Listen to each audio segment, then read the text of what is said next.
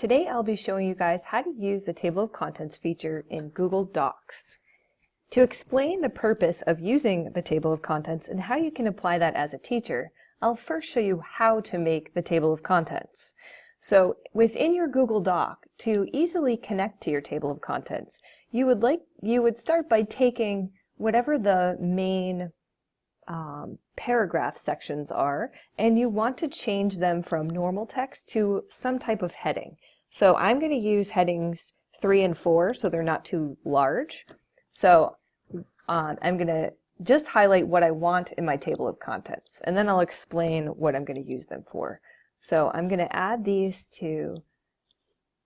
from normal text to heading 3 or 4. So anything within the heading section will show up in my table of contents. So I'm just going to pause while I get through this document.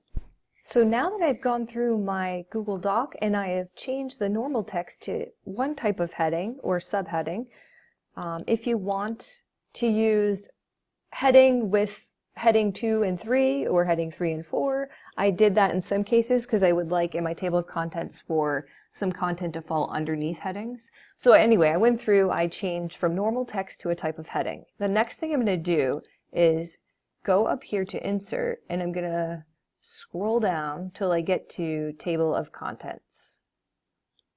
I just had to expand my window a little bit more so you guys can see it. It's on the very bottom here. See if I can grab it. There it is. So you have two options with the table of contents to have it numbered or not numbered. I prefer not to have it numbered.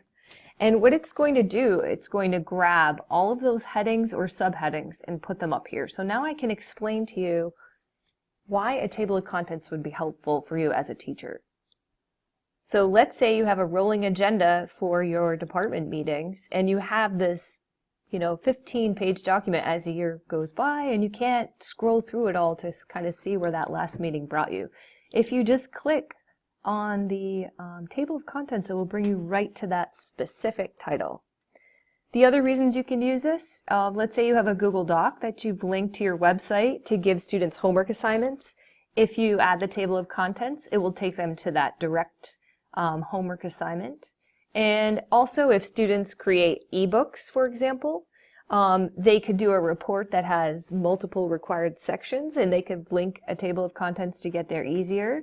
They could also make an ebook to explain something like some kind of concept in science or another subject, and they could use a table of contents to navigate the project just like a regular book, and for the teacher to be able to get there easier. Lastly, if you have notes or resources for students on a project, if we do move to one-to-one devices next year, this would be a perfect example that students can use one Google Doc to take all of their notes, and they can just easily click on those dates to get to the notes or the content of the notes much faster. So let's just review this real quick. To add the table of contents, you go down to your text and you select the text that you want in the table of contents. You change it from normal to a type of heading, and then that will now link to the table of contents. So I can refresh my table of contents to add more. And to initially get the table of contents on there, you go to Insert all the way down to the bottom to Table of Contents, and you'll see it there.